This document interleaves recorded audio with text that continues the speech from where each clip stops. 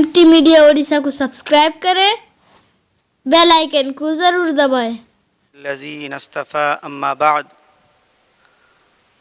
أعوذ بالله من الشيطان الرجيم بسم الله الرحمن الرحيم واتل عليهم نبأ ابني آدم بالحق إذ قربا قربانا فتقبل من أحدهما ولم يتقبل من الآخر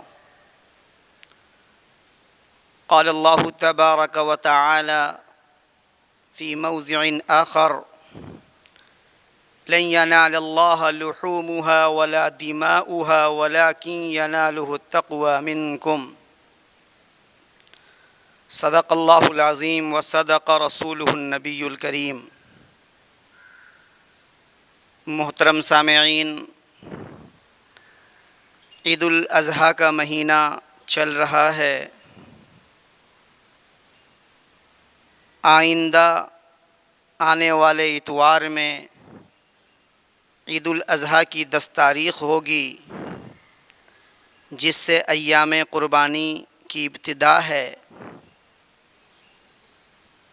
تو میں یہ عرض کرنا چاہتا ہوں کہ یہ قربانی اللہ تبارک و تعالیٰ نے قرآن میں فرمایا ہے، جس میں حضرت آدم علیہ السلام کے دونوں صاحبزادے کا قصہ بیان کیا ہے، جس میں حضرت حابیل اور قابیل ان دونوں نے قربانی پیش کی اور حضرت حابیل کی قربانی قبول ہوئی۔ تو قربانی کا ثبوت اس آیت سے بھی ملتا ہے۔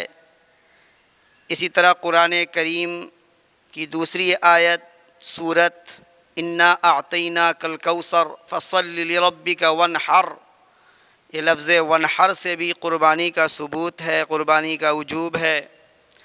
قرآن کریم میں دوسری آیتیں بھی فرمائی وَلِكُلِّ أُمَّةٍ جَعَلْنَا مَنْسَكًا لِيَذْكُرُوا اسْمَ اللَّهِ عَلَى مَا رَزَقَهُمْ مِنْ بَهِيمَةِ الْأَنْعَامِ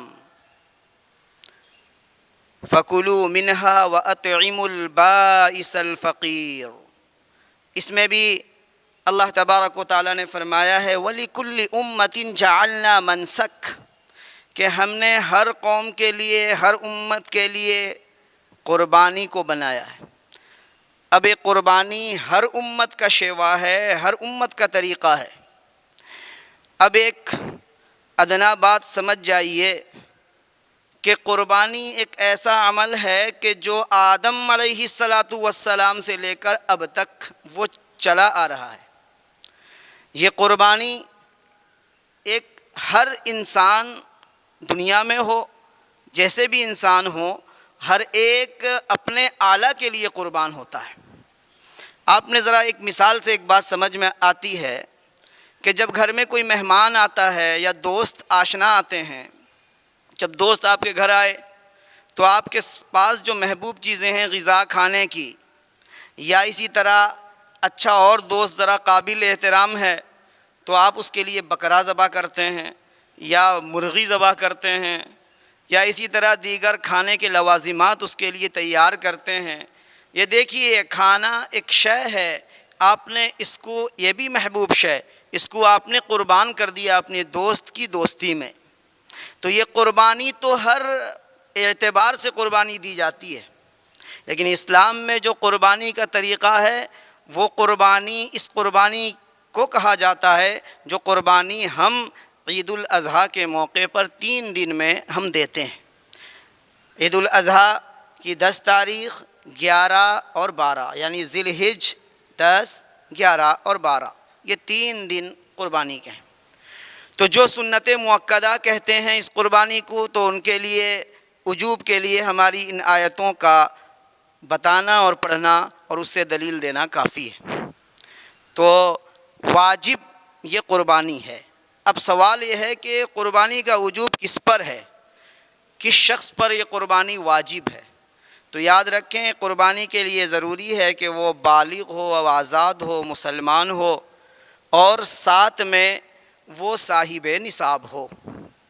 اب صاحب نصاب ہونے کا مطلب یہ ہے کہ جو زکوٰۃ کا نصاب ہے، 52.5 تولہ چاندی یا 7.5 تولہ سونا یا ان دونوں کی میں سے ملا کر کم والے نصاب یعنی 52.5 تولہ کی نصاب کی قیمت اس کے پاس موجود ہے تو وہ صاحب نصاب ہے۔ ضرورت اصلیہ سے زائد چیزیں جو ہیں ان کو ہٹا کر جب دیکھا جائے تو وہ اگر صاحب نصاب ہے، اتنی مالیت یعنی 52.5 تولہ کی قیمت کا وہ مالک ہے تو اس پر قربانی واجب ہے۔ اب فرق یہ ہے کہ قربانی کے وجوب کے نصاب اور زکوٰۃ کے وجوب کے نصاب میں فرق یہ ہے کہ زکوٰۃ کا جو نصاب ہوتا ہے اس میں حولان حول شرط ہے، پورے سال اس مال کا رہنا ضروری ہے، چاہے وہ کمی اور بیشی کے ساتھ، لیکن وجوب قربانی کے لیے، قربانی کے واجب ہونے کے لیے محض نصاب کافی ہے کہ ایک دن بھی اگر وہ قربانی کے ایام میں ان پیسوں کا صاحب نصاب ہوا یعنی یہ 52.5 تولہ کی قیمت کا مالک ہوا، اپنے قرض وغیرہ کو ہٹا کر یا ضرورت اصلیہ جو ہیں ان کو ہٹا کر اب اگر وہ مال صاحب نصاب ہوتا ہے تو اس پر قربانی واجب ہے۔ تو اب قربانی کرنا ہے، اس پر ایک حصہ دینا ہے۔ اگر بڑے جانور میں وہ کر رہا ہے اور چھوٹے جانور ہیں تو ان میں صرف جیسے بکری ہے یا بھیڑ ہے یا دمبا ہے، ان میں ایک ایک حصہ کیا جاتا ہے، یعنی ایک ہی حصے کی وہ قربانی ہوتی ہے۔ محترم سامعین، تو آپ اس سے سمجھ جائیں کہ قربانی سنت مؤکدہ نہیں بلکہ قربانی واجب ہے۔ اب جہاں پر کوئی اور قربانی کے سلسلے میں بات آئی ہے اس کا مفہوم الگ ہے، حدیث میں کہیں اور تشریحات ہیں تو اس کا مفہوم الگ ہے۔ میں صرف یہ بتانا چاہتا ہوں کہ قربانی ہم پر واجب ہے، اور پھر وجوب کن پر ہے وہ بھی بتا دیا کہ عاقل بالغ مسلمان ہو اور شرط ہے کہ وہ صاحب نصاب ہو تو اس پر قربانی واجب ہے۔ بچوں کی طرف سے قربانی، اگر بچہ نابالغ ہے اور اس کے پاس اتنے پیسے موجود ہیں کہ وہ صاحب نصاب ہے لیکن پھر بھی وہ قربانی اس پر واجب نہیں، اس لیے کہ بالغ ہونا بھی شرط ہے۔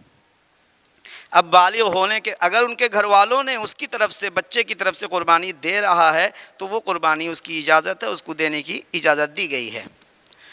محترم سامعین، اب قربانی کا وجوب کا پتہ ہمیں چل گیا، اور ساتھ میں یہ بھی یاد رکھیں کہ قربانی کے ایام میں قربانی سے زیادہ افضل عبادت کوئی بھی نہیں ہے۔ اس کے علاوہ کوئی یہ شخص یہ کہے کہ ہم قربانی کی جانور کی قیمت غریب زیادہ محتاج ہے اس کو دے دیں، ایسا نہیں ہو سکتا، اس لیے کہ قربانی کا وجوب اسی وقت ساقط ہوگا کہ جب آپ قربانی کی جانور لا کر ہی ذبح کریں، جس طرح طریقہ بتایا گیا ہے۔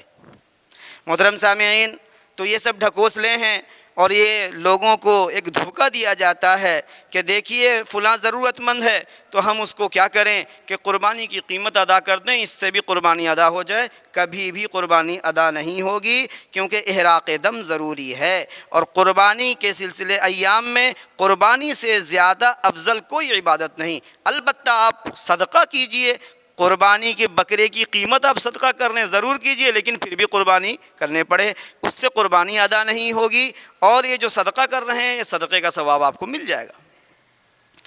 محترم سامعین، یہ قربانی اتنا بڑا عمل ہے، حضرت عائشہ صدیقہ رضی اللہ تعالی عنہا فرماتی ہیں کہ یوم النحر میں قربانی سے یعنی خون کے بہانے سے زیادہ محبوب عمل اللہ کے یہاں اور کوئی نہیں ہے، سب سے زیادہ محبوب عمل یہی ہے قربانی۔ تو اب بات آتی ہے کہ قربانی میں ہم کن جانوروں کی قربانی دی جائے۔ اب قربانی کے جانور کے سلسلے میں آپ یاد رکھیں کہ قرآن کریم میں فرمایا ہے ثمانیۃ ازواج من الضأن اثنین ومن المعز اثنین قل آذکرین حرم ام الانثیین۔ اب قربانی کے سلسلے میں جن کو یہاں پر نر اور مادہ کے اعتبار سے جنسیت کو بیان کیا گیا ہے انہی کی قربانی درست ہے۔ اب ان میں سے اگر بڑے جانور کو آپ لیتے ہیں، سیدھے سیدھے عام فہم میں آپ سمجھ لیجئے اونٹ اور اونٹنی، ان کی قربانی، یا اسی طرح گائے کی قربانی۔ اب گائے میں چاہے بیل ہو، اسی طرح بھینس بھی گائے کی ایک قسم میں شامل ہے، بھینسا بھی گائے کی ایک قسم میں شامل ہے، کٹرا جسے کہتے ہیں۔ یہ بھینس بھی گائے کی ایک شکل ہے۔ اگر یہی کہا جائے کہ صرف گائے کا قربانی میں دینا ضروری ہے، ایسا نہیں ہے۔ قربانی بھینس کی بھی دے سکتے ہیں، اور بھینس اور بیل یہ قربانی میں گائے کے ساتھ شامل ہیں۔ جو یہ شوشہ چھوڑتے ہیں کہ صرف قربانی گائے کی ہوگی، بھینس کی نہیں، وہ بھینس کی قسم میں نہیں ہے، تو وہ صراحت کے ساتھ موجود ہے کہ بھینس بھی گائے کی قسم میں سے ایک قسم ہے۔ اسی طرح بکری میں آئیے، بکری کی قربانی جائز، اگر کوئی خصی کی قربانی دیتا ہے وہ افضل ہے، خصی کی قربانی وہ ذرا افضل ہے، اور بکری کی قربانی دے سکتے ہیں آپ۔ اچھا، یہ قربانیاں اس طرح کی ترتیب ہیں، اس طرح بھیڑ ہے اور دمبا ہے۔ لیکن اب ان میں ہم سال دیکھتے ہیں کہ کون کس سال کی ہو تو اس کی قربانی درست۔ اگر جانور اونٹ، ہم بڑے جانور کو لیتے ہیں تو اونٹ میں 5 سال کا اعتبار کیا گیا ہے، اونٹ اونٹنی میں، اس سے کم اگر 1 دن بھی ہو تو اس کی قربانی درست نہیں ہے۔ گائے اور بھینس وغیرہ میں 2 سال کو معتبر مانا گیا ہے، 2 سال سے 1 دن کم ہو تو اس کا اعتبار نہیں ہے۔ اسی طرح بکری میں آتے ہیں تو بکری کے لیے 1 سال کو معتبر مانا گیا ہے، چاہے فربا بکری ہو اس کے بعد بھی 1 سال ہونا ضروری ہے، 1 سال سے 1 دن کم ہو تو اس کی قربانی درست نہیں ہے۔ اور اگر کوئی بھیڑ اس طرح ہو کہ وہ 6 مہینے میں ہی 1 سال کا لگ رہا ہو تو اس بھیڑ کی قربانی آپ دے سکتے ہیں، 6 مہینے والا بھیڑ کی بھی آپ قربانی دے سکتے ہیں، اگر وہ ایسا لگتا ہے کہ وہ 1 سال کا ہو رہا ہے، حالانکہ اس کی عمر ابھی 6 مہینے کی ہے۔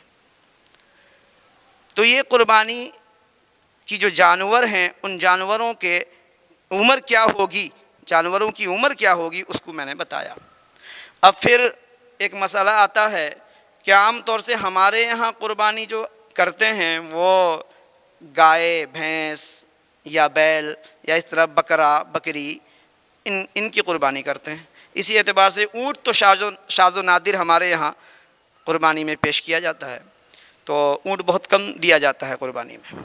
لیکن اب اس کا طریقہ جو نحر کا طریقہ ہے، وہ نحر کا طریقہ جیسے بیان کیا جاتا ہے عربوں میں جیسے کیا جاتا ہے وہ ایک طریقہ ہے، اور ایک طریقہ ہمارے یہاں ہے وہ لٹا کر باقاعدہ کیا جاتا ہے، لیکن بہت کم پایا جاتا ہے ہمارے یہاں قربانی اونٹ وغیرہ کا۔ اور گائے وغیرہ کی عام طور سے قربانی ہوتی ہے، یا پھر بھینس وغیرہ کی۔ تو اب ان کی قربانی درست۔ اب ان جانوروں میں عیوب کو جو گنایا ہے فقہا نے، وہ عیوب کیا ہیں؟ ہم آتے ہیں پہلے سینگ سے۔ اب ہم سینگ دیکھتے ہیں تو سینگ اگر اس کی ٹوٹی ہوئی ہو، اگر ایسی اوپر سے ٹوٹ جائے یا اس کا خول نکل جائے تو ایسے جانور کی قربانی درست۔ اور اگر وہ بچپن سے سرے سے اس کی سینگ ہی نہیں ہے تو بھی قربانی درست۔ اور اگر وہ ایسا جانور ہے کہ اس کے سینگ کو کاٹ کر جلا دیا گیا ہے تو بھی اس کی قربانی درست۔ لیکن اگر اس طرح سینگ ٹوٹ جائے کہ اندر سے دماغ کا سوراخ نظر آنے لگے، ہڈی نظر آنے لگے، تو اب ایسے جانور کی قربانی درست نہیں ہے، یہ عیب مانا جائے گا، ایسے جانور کی قربانی درست نہیں ہے۔